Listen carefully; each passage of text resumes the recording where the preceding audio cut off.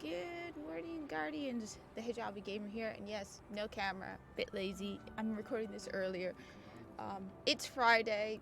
It always amazes me how fast the week just flies by. You start Monday like, oh my god, it's Monday. Next thing you know, it is Friday, and Zur is back in the tower. As you can see, it is the tower for Original Destiny, which I heard was on sale a few weeks back for $20. So, to all the new people, welcome to Original Destiny. This is the better Destiny and the nicer tower. Anyway, the secret to how you know if Zur's in the tower or not, because there are two locations he might be, the tower or the reef, is this mark here. If you see this purple mark on the stairs, you know Zur is in the tower. If you do not, either it's during the week and he's not in the solar system at all, or if it's Friday morning, he's in the reef. Now, a reminder, because people still do ask me, Zur leaves earlier in Original Destiny. Okay, I know in Destiny 2 he stays until reset. In Original Destiny, he leaves, well, for me, I'm in New Jersey, because I know people all over the world. I'm in New Jersey in the United States. Zur leaves for me Sunday morning at 5 a.m. So he's only in the tower for 48 hours. Reset in Original Destiny is also earlier. Reset in Destiny 2 is later in the afternoon for me on Tuesday, whereas Original Destiny is like 5 a.m. on Tuesday. So keep that in mind. You have less than 48 hours. The moment you can, I would quickly find him. Now, we are heading to the left, my other right, the left. We're heading towards the speaker. He's by the big door, and he's got some good stuff. I mean, it's not a bad week. To me, a bad week is if you have Trespasser, because I don't know, I feel like that one comes just so often. And it's not as useful. Like, it's okay. I used it this weekend, and I was like, meh, it's okay. Honestly, it eats through ammo. But it's not like a Red Death. Red Death is a gun you have to have. If you do not have Red Death, you need to pick it up. Red Death is awesome. It's one of those, like, staples. You have to have it. Trespasser, it's not like dire, all right? It's okay. You can get along without Trespasser. Red Death, on the other hand, has some massive advantages because it heals you, so it's great against exposure. Anyway, he's by the big doors. He's right over here. Zur, Agent of the Nine. Now, first off, he's got the armamentarium for the Titan. Gain an additional grenade charge. Titans, let me know. I feel this is kind of weak. You just get an additional grenade charge. At least us hunters, we got the Frosties. Frosties give, sprinting, gain tighter turn radiuses, and faster grenade and melee regeneration. Could be just me, but this just feels like, you see, the thing, like I said last week, is you have to keep in mind the fact that you only can have one exotic at a time when it comes to armor.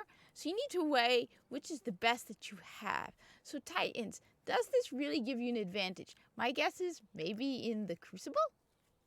That's the only thing I can think of. But I feel like even in that case, there are a lot better stuff that you can use in the Crucible over the armamentarium. But I am no Titan expert. I am a hunter main.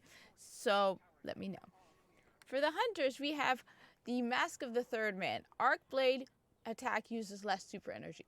This feels like the Radium Flux. Excuse me, sorry, from Destiny 2 for the Arc. I mean, that seems like a decent thing to use. I really don't run Blade Dancer as much as I used to. I used to run Blade Dancer a lot, but I haven't run I haven't run Blade Dancer a lot in Original Destiny because, I don't know, I like Arc Strider a lot more. I think one of the great things they did was they updated Blade Dancer to Arc Strider.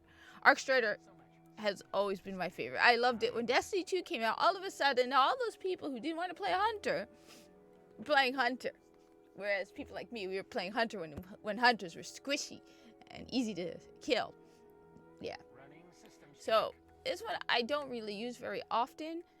If anybody who does, comment down below. I really want to hear what people think, about exotics, because I tend to run the same exotics, and I want to know, am I missing out on some good hunter or even non-hunter exotic opportunities? As you can see, I tend to favor the Celestial Nighthawk in stuff with bosses, so like Challenge of the Elder Celestial Nighthawk is great to use. I I tend to favor the Frosties a lot when I'm not running Celestial Nighthawk, because Frosties is great over here. Or Bones of Ea, which I would love it for them to bring back to original Destiny, to Destiny 2. So let me know. Am I missing out on some great exotic opportunities? Next for the Warlock. Oh, and by the way, this does pass my Corpus helmet test. If you know anything about Warframe, the Corpus wear helmets, and their helmets are the height, the maximum of bulkiness. If your helmet is bulkier than the Corpus helmet, it's too big. So it needs to be smaller or around the size of the Corpus helmet, which actually is incorrect because it's actually too small. The NPC proportions are off. If you compare these small NPCs with the actual like Viso, you can see that their proportions are off, but that's beside the point. This is Destiny 2, this is Destiny, not Warframe. For the Hunter, the Titans, we have the Claws of Ahamkara, gain an additional melee charge. Again, I feel like, meh. I'm even less of a Warlock expert. The only reason I ran Warlock was for the self-res. I will freely admit it. I ran Warlock for the self-res because I soloed stuff, and it was nice to have the self-res. So I hate the jump for the Titan. I hate the jump for the Warlock. Personally, one exotic I think they should bring to Destiny 2 should be called something like the Hunter's Dirty Socks. And it would be like grants Hunter jump to Warlock or Titan. Because I hate their jumps. I can't do them. I remember trying to do it using Warlock and Titan during the beta for Destiny 2, and I kept dying because I could not make those jumps. That's not a jump. I'm sorry, Warlocks and Titans. I hate to break it to you, but that's not a jump. All right? Just watch a Hunter. That's a jump. I just realized I missed this. Legacy engrams. You'll probably get a year 1. You might get a year 1 that unlocks a year 2. It's just expensive. Really, really expensive. Like, wow. So, I mean, I remember I've only ever gotten one Legacy engram, and he got me Suros Regime. Maybe I'll play some Destiny 1 this weekend and buy one just to see what I'll get out of it. But, because right now, how do I have on me?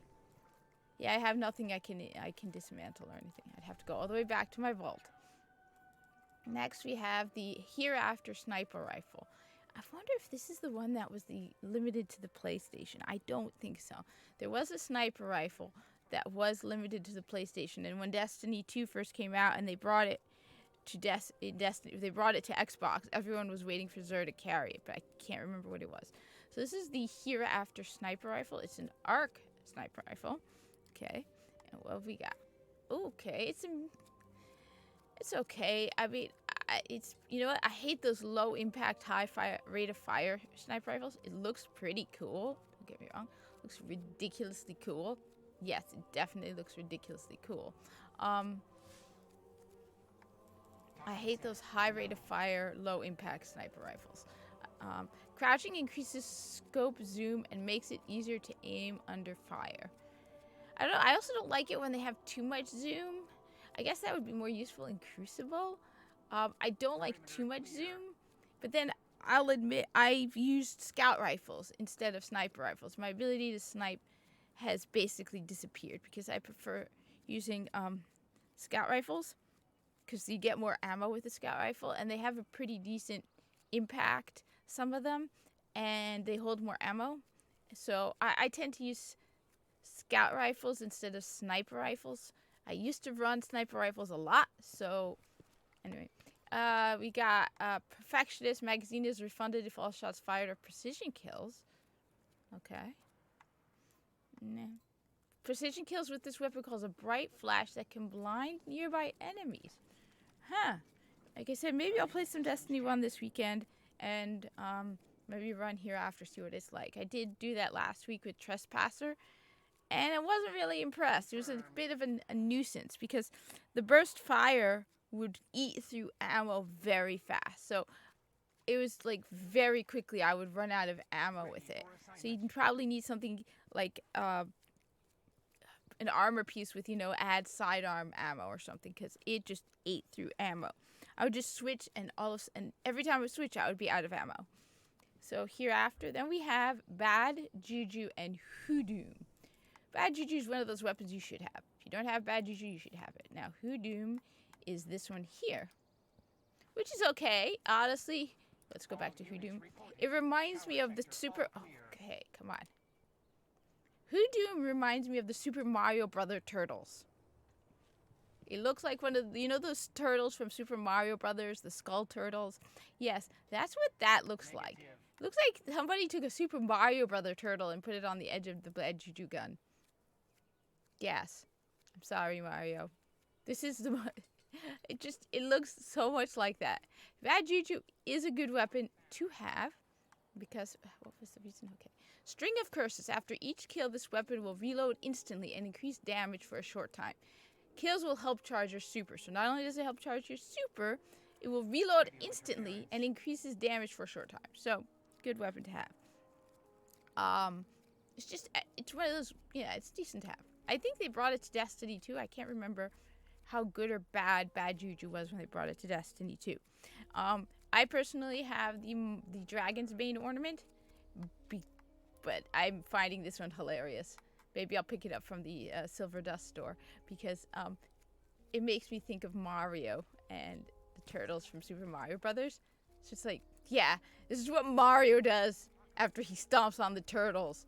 He puts their heads on his pulse rifles. Yeah. Let's see. Hip fire, bonus accuracy when, and it's in full auto. Cool. So Bad Juju, good weapon to pick up. And what's the other one? We have Truth and Prototype. So Truth and Prototype. Truth is rocket launcher. It's supposed to be very, very good at tracking. So here's Truth. Oh yeah, and Truth is the one with the god-awful Orokin. Is this the one? No. Heart of Gold. So again, if you play Warframe, you know that the Orokin have a thing for gold. So this is the Orokin ornament, because wow, that's an impressive feat of gold. So Truth is supposed to be very good at tracking. Rounds fired from this weapon seek their targets aggressively. And you have grenades and horseshoes. Rockets from this weapon will detonate early based on proximity to target. I mean, it's supposed to be an aggressive tracking rocket launcher, but honestly, I will admit, I'm not a big fan, because I like cluster bombs and tracking. So, for example, I tend to run my Hunger of Crota, because this one has cluster bombs when they detonate and tracking. Shells fired from this weapon track their target. So, yes, much better. Much, much better. And it's not an exotic, which means I can run with a different exotic. But let me know. I know a lot of people like Truth. I prefer Hunger of Crota. I got it from a raid. That's the only exotics I'm missing, by the way. Raid exotics. Anyway, that's your weekly Xur update for the... That's your Xur update for the week. Are you going to be picking any of this stuff up? You got the usual other curios. Let me know in the comments below. Let me know, did you ever pick up one of these? If you do, what did you get? Cool, huh? Anyway, thank you for watching. Like, comment, subscribe, and hope to see you in the tower. I mean, with this new influx of Destiny people, you know, we need to do some... Let's see, how goes the Destiny... All right, we got a full tower. All right, we got me over here with my 4955 Grimoire. Then we got 2805, that's not a new person. We got a 2670. That's how you know if someone's new or not, their Grimoire. That's not a new person. This, on the other hand, Sir Lancelot 347, you are a new person. Your Grimoire is 635, that's a new person Grimoire. Here's another, XX Doomslayer 174, that's another new person. 340 Grimoire, interesting, this guy plays, yeah, that's a good. Maybe they have a second character and they're playing multiple characters. That's possible. That's not a new person. So we have 2 new people so far. Not a new person. Not a new person. This person is gone. Yeah, we got 2 new people so far. See? 3 new people. D. Luffy, that's a new person, 330. Yeah, we got 3 new people. So, yeah, that's how you tell if a person is new based on their grimoire score. So, like, if I were to create a completely new character, which I do have a level 12 hunter, you'll notice my grimoire score will always, regardless of my level, my grimoire score will remain 4955. It's across characters. It's account based. It's sort of like your mastery rank in Warframe. So you always know that I'm not a new person. On the other hand, this person definitely is. I mean, unless they have a completely new account, that's a new person. And so, yeah, new people. Welcome to Destiny. We should do some raids. And, like I said, hope to see you in the tower.